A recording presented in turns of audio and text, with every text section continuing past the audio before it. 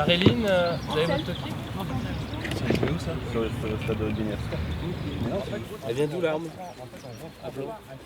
On s'est dit, tiens, si on fait une série, il faut qu'on la fasse, mais il faut qu'on la fasse vraiment. Ça suffit pas de se lancer dans un projet qu'on fera jamais et où on va être content et à un moment donné, on va arrêter parce que c'est pas réaliste. Du coup, on a commencé par se poser des contraintes de réalité de tournage, de fabrication. Et de ces contraintes-là, donc un lieu unique pour faciliter le tournage, est née une idée. Il arrive vers toi, il donne sa réplique. T'arrives. On s'est dit, on n'a qu'à faire du fantastique, et notamment par le fait que ça reste dans un appartement, un huis clos. Et on s'est dit, on peut que faire ça avec le budget qu'on a. Et au fur et à mesure, ça a construit la série, puisque d'un huis clos, on est passé, oui, mais pourquoi est-ce qu'il reste dans l'appartement? À cause d'un phénomène, d'où vient ce phénomène, etc., etc. Donc en fait, de fil en aiguille, la contrainte budgétaire nous a permis de faire la série qu'on voulait. Tu fais quoi là, putain? Tu m'as abandonné. Tu m'avais promis. Putain, je l'ai pas cherché! Allez. Narrativement et scénaristiquement, on était obligé de les faire sortir, d'une part pour justement montrer l'ampleur du phénomène, et nous, pour l'histoire, pour montrer la mythologie qu'on a créée, parce que ça, ce qu'ils vivent, c'est qu'un tout petit bout de ce qu'on a imaginé, et parce que c'est vrai qu'un huis clos, si on le fait durer sur 3-4 saisons, c'est plus la peine. Simon, tu me dis quand c'est bon pour toi. Bah ouais, mais... Allez, moteur demandé. Moteur demandé. Sur 2, deuxième. Alors, clapou.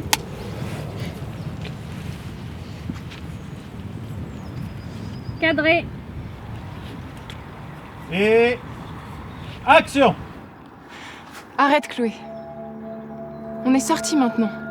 C'est fini. Pas pour moi. Mais tu fais quoi là, putain? Tu m'as abandonné. Tu m'avais promis.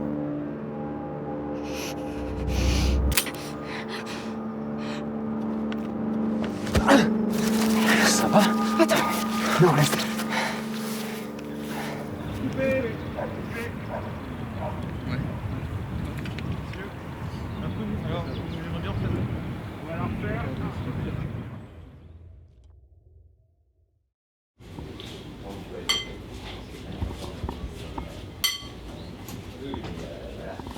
Mais du coup, ça décale le problème à la fin de la séquence 6 finalement.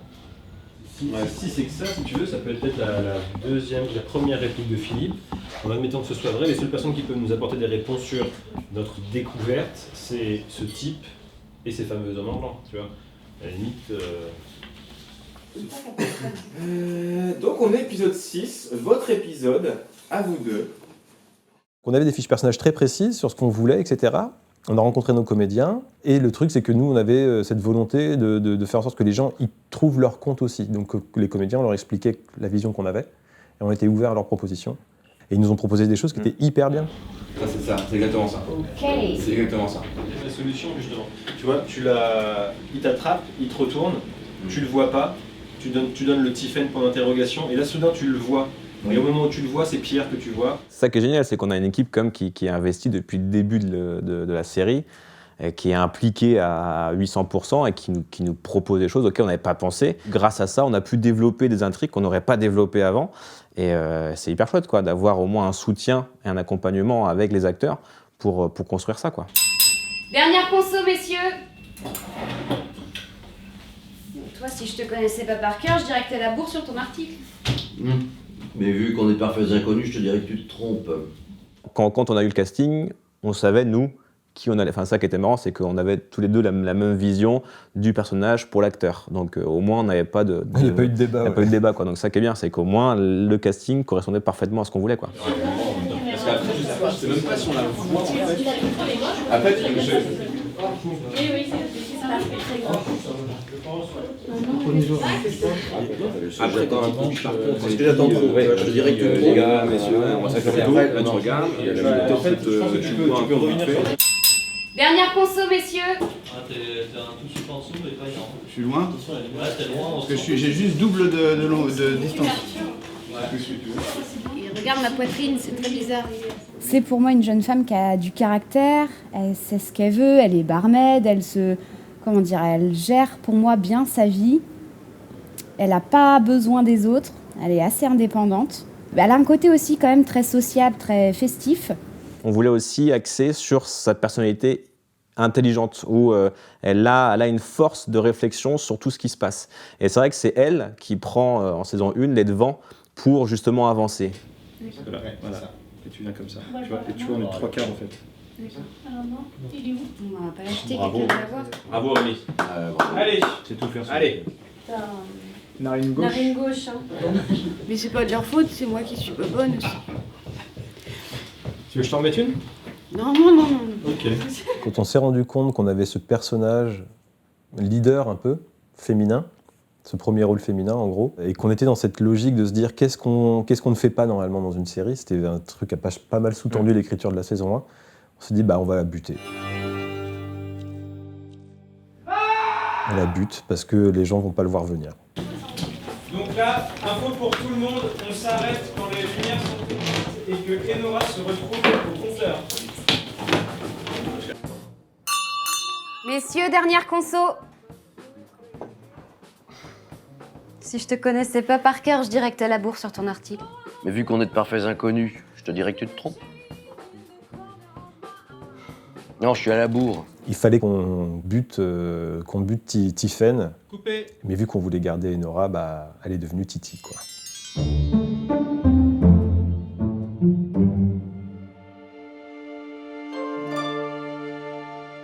Tu le mets par rapport à quoi parce que là tu l'as mis hier pour l'extérieur, ça c'était très joli.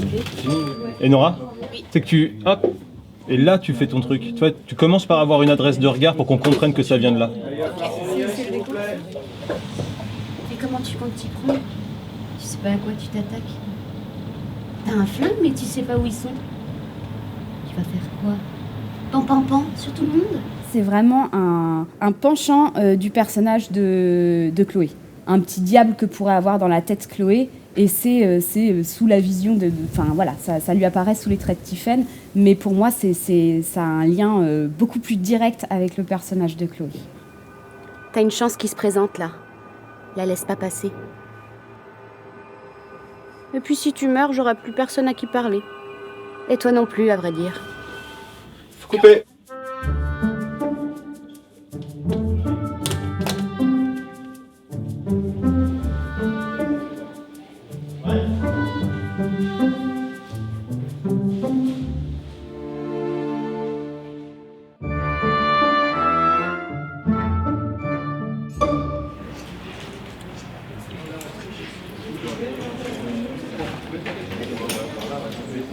Elle part par en haut, Rémi dessus, droite, de la caméra. D'abord un peu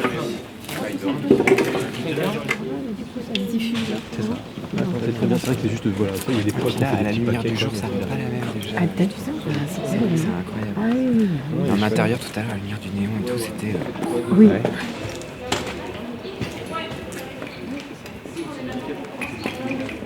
On commence sur le plan large. Non, regarde ça. Alex, c'est un peu le stéréotype du gentil garçon. C'est quelqu'un d'un peu, un peu sur la réserve, un peu discret, pas effacé, mais gentil, serviable, aimable. Pas un mot plus haut que l'autre. Et avec ce phénomène, justement, on voulait casser cette stature et l'amener... Cette absence de stature. Cette absence de stature vers une révélation même de lui-même. C'est-à-dire qu'il se découvre aussi leader. Après, travers, on dit. C'est bien.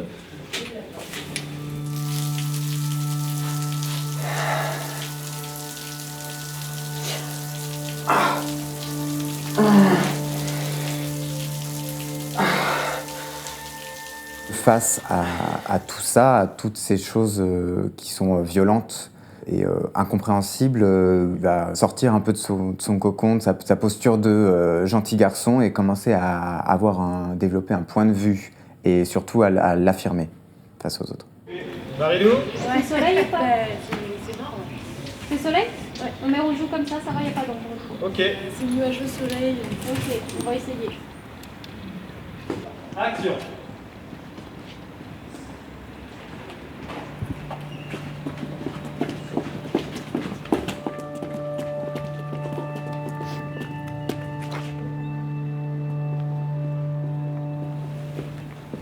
Il va faire des choix qui peuvent paraître logiques, absurdes, qui vont se révéler être bons ou mauvais, enfin voilà. Mais tout tourne autour de lui. C'est le héros de la série, quoi, clairement.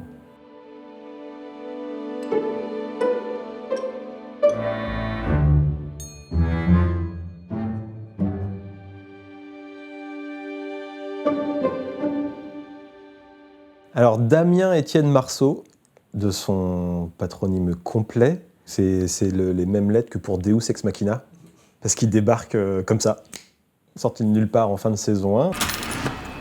Barrez-vous, il faut partir. Mais vous êtes qui, vous? Pose pas de questions, barrez-vous, c'est en train de s'effondrer. Damien, c'est un mec un peu conspirationniste, qui a un vrai problème avec l'injustice, ça le révolte. Il a flairé le complot.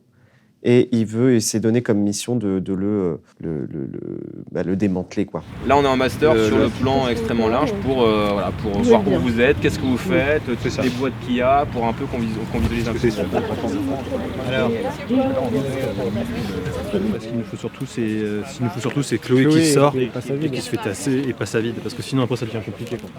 Il a des informations que eux n'ont pas, et c'est difficile pour eux de lui faire confiance à lui, même s'il s'égosille à leur dire, mais en fait, vous n'avez pas le choix, quoi. Putain. Sinon, en fait, on peut réagir juste après. Ça fait genre, oh tiens, quelqu'un traverse, cherchez mon mécanique. Tu vois. Allez, tout le monde en position, s'il vous plaît. En fait, à la base... Il est tellement impliqué qu'il a sa vision propre à ses valeurs, il a sa vision de ce qu'est la réalité. Et du coup, ça peut aller à l'encontre de ce que vivent nos autres personnages. Et Damien, c'est un chic type, mais qui malheureusement va dans les extrêmes. 1008 sur 3, deuxième clap. Et... action!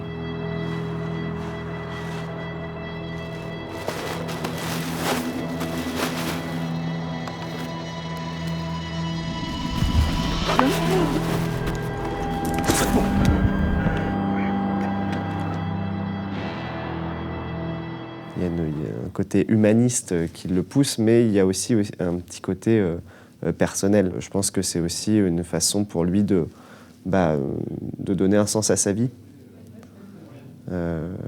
et de pas juste être un mouton parmi les autres, quoi.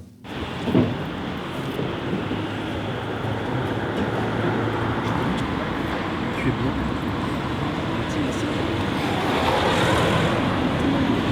Est-ce que tu as besoin de lever d'être un petit peu hésitante?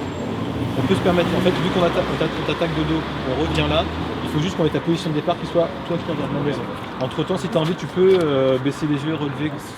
Je pense que c'est plus les yeux qui bougent, mais pas la tête. Tu vois. Jeanne, oui, au départ, elle m'a été présentée un peu comme une nana qui était hyper vénère. Elle peut avoir une dégaine de bouclier humain ou d'Amazon. Si quiconque me touche, je le démate. C'est quelqu'un qui a une faille qu'elle essaie de masquer au maximum, mais c'est quelqu'un d'assez sensible, finalement. On est prêt à partir, là. Ça va couler, sinon. Allez, silence, s'il vous plaît. 317 sur 2. Elle a un vécu qui a été assez traumatisant pour elle. Elle a aussi une addiction aux médicaments parce qu'elle est obligée de contenir une personnalité qui peut être dérangeante, ou que ce soit pour elle ou pour les autres.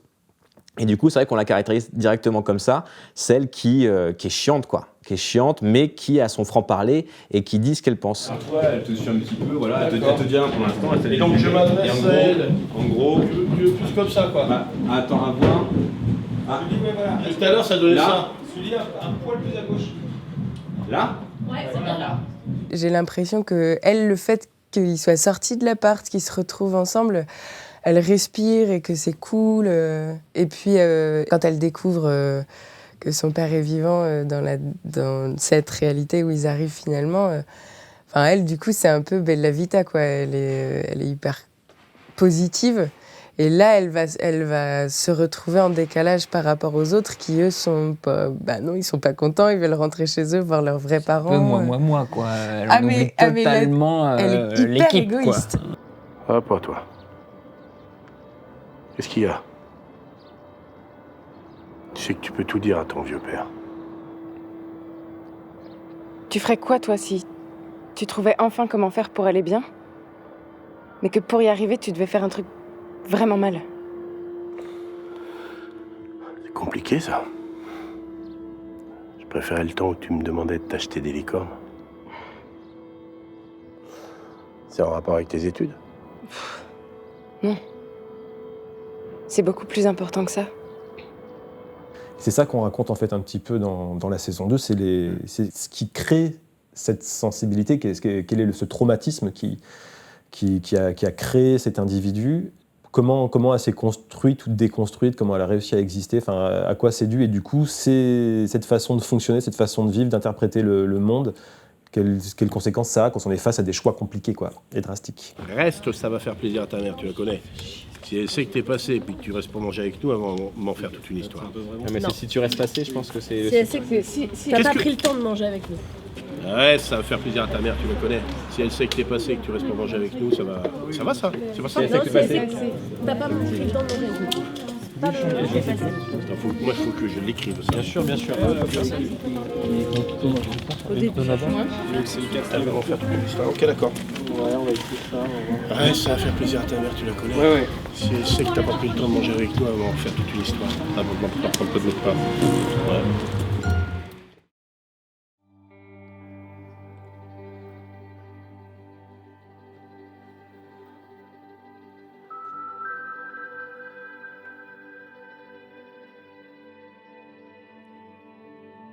Tu es revenu.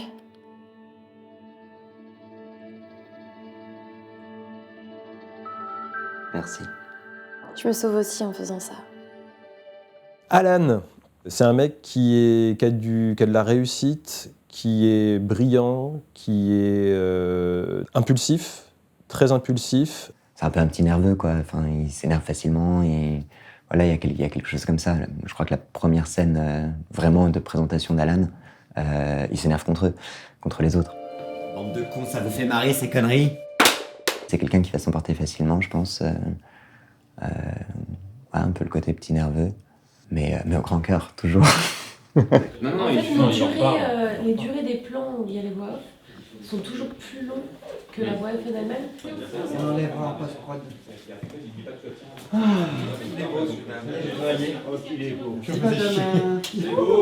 L'évolution de sur la saison 1, c'est de passer d'un relou qui n'arrête pas de se confronter aux autres à quelqu'un justement qui aide, qui est dans l'envie d'aider, qui est dans le désir de faire évoluer la situation. Et voilà, il en a la victime parce que c'est aussi, on voulait jouer sur ce que va représenter sa mort aussi pour les autres. Il y a de plus en plus de caméras ici. On va revenir plus de Il y a pas plus de micro, par contre.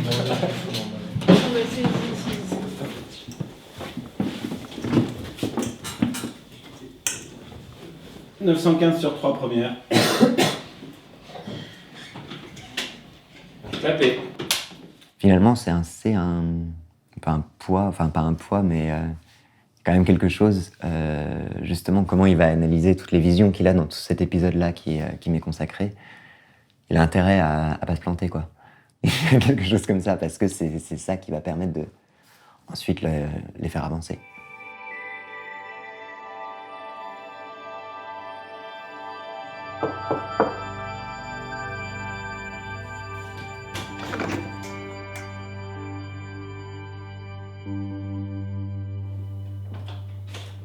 Et vu ton état, là, tu risques pas de faire grand-chose. Tu manges pas ce qu'on te donne, tu fais pas d'efforts. Chloé, c'est une fille simple, une fille classique, qui cherche pas les embrouilles, surtout, qui les évite même. Chloé le frappe. Tu peux pas faire. Mon Dieu, Chloé, quelle est ta tête? Et ainsi de suite. Chloé, t'as rien mangé. C'est pas comme ça. C'est la fille qui était toute mignonne, toute gentille, qui depuis des années refoule son amour pour Alex, son meilleur ami. Et c'est vrai qu'on voulait que cet amour, que ça soit un élément important de ce qui se passe en saison 1. Fais gaffe, hein, c'est dangereux. Hein.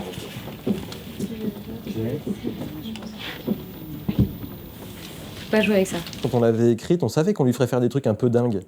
On savait qu'elle prendrait très très cher Et puisque la saison 1 s'est écrite un petit peu au fur et à mesure, il s'est avéré qu'on a pu aller beaucoup plus loin que ce qu'on avait anticipé à la base sur ce personnage-là. Et on y est allé allègrement.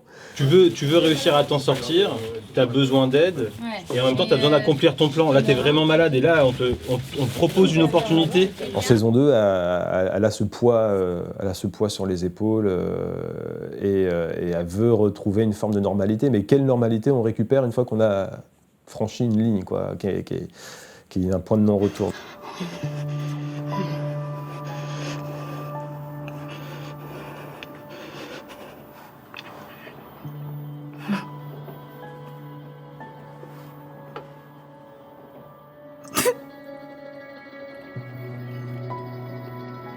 Voilà, elle a toujours cette dualité, cette confrontation perpétuelle entre le bien, le mal. Comment je fais maintenant pour m'en sortir? Est-ce que c'est possible de m'en sortir? Non, c'est pas possible de revenir en arrière, mais comment je fais pour essayer d'arranger les choses?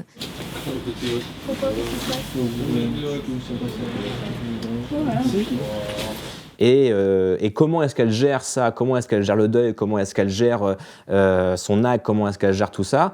Bah, il y a Titi qui est là, quoi. Titi qui représente une partie d'elle-même, mais qui marque bien son trouble. Qu'est-ce qu'il y a, Chloé? C'est le stress? Tu peux me laisser faire si tu veux. Hein. Bon, après, c'est vrai que j'ai moins de raisons de me venger que toi, mais si je peux aider, rendre service, filer un coup de main. Oh putain, Chloé, tu m'écoutes? Ce qu'on a essayé de faire et qu'on va conclure en saison 3 avec Chloé, c'est essayer d'expliquer comment on gère l'impardonnable. Voilà. Parce que Chloé, à la base, c'est une fille bien.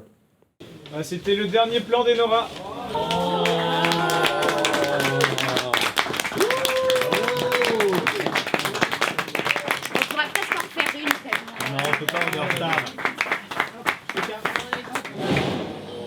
Donc on va vous arrêter régulièrement dans vos actions. Ne soyez pas surpris. S'il vous plaît, on a besoin d'un petit peu de silence. Et action. On n'a pas de temps à perdre. Messieurs, est-ce que tout est prêt? Ouais, bah écoutez, là c'est une bonne marque de Maxi.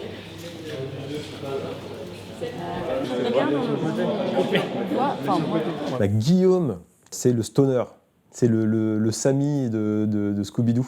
C'est un peu l'idée d'un personnage ado sur le tard, quoi, qui a du mal à passer un peu à la vie adulte. Il a ce côté vraiment décalé par rapport aux autres, à jamais trop se prendre au sérieux, même quand le phénomène arrive et que tout le monde flippe. Lui va garder son sens de l'humour, il va essayer de relativiser un peu, de détendre l'ambiance.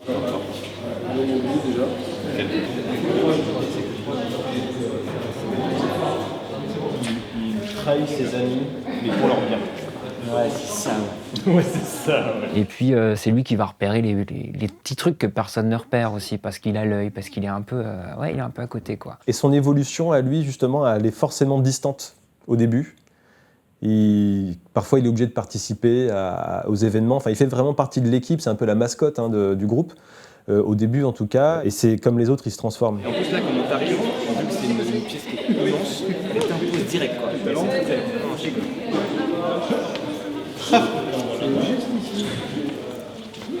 Vas-y, on tente.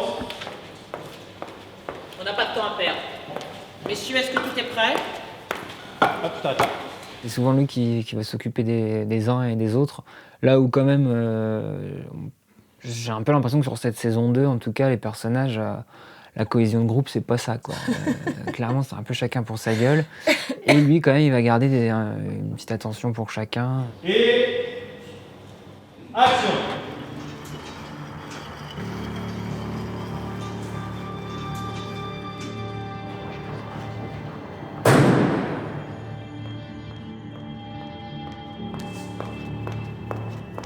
On n'a pas de temps à perdre. Messieurs, est-ce que tout est prêt?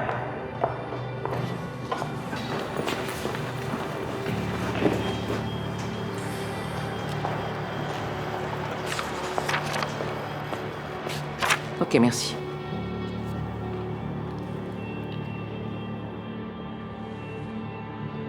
Ouvrez la brèche.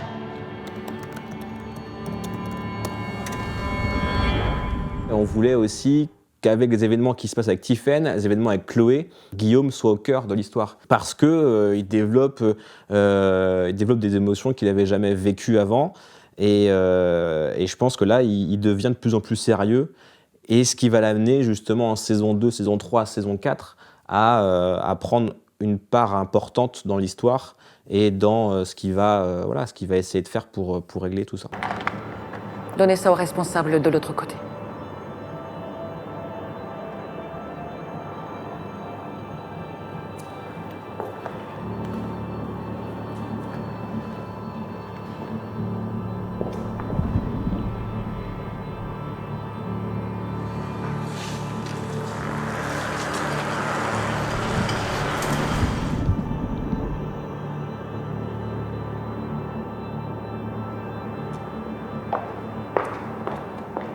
J'espère que c'est la dernière fois que nous avons à souffrir de votre incompétence. Coupé.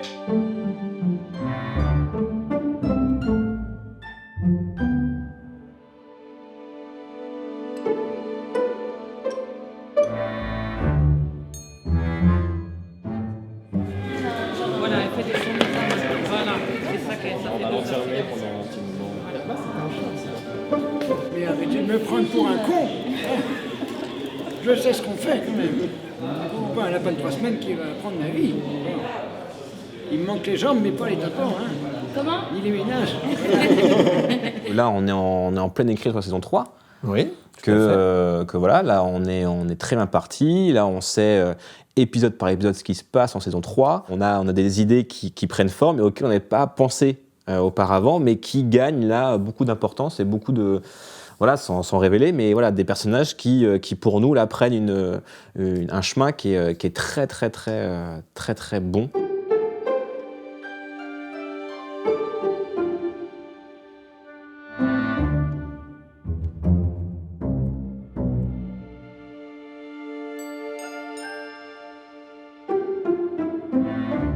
Je pense qu'on commence à être de plus en plus à l'aise avec cette logique de un événement peut avoir 2 choix. Et du coup, si ces choix ont des conséquences, et ces conséquences-là peuvent devenir graves pour un ou plusieurs personnes. Ça continuera comme la saison 1 sur la lancée de la saison 2. Donc on continue l'histoire, on continue la mythologie, on découvre de nouvelles choses qui vont agrémenter les aventures de nos chers personnages, qui vont aussi en baver un petit peu comme à chaque fois. Et donc on a hâte de faire ça parce que ça va être une jolie mise en scène.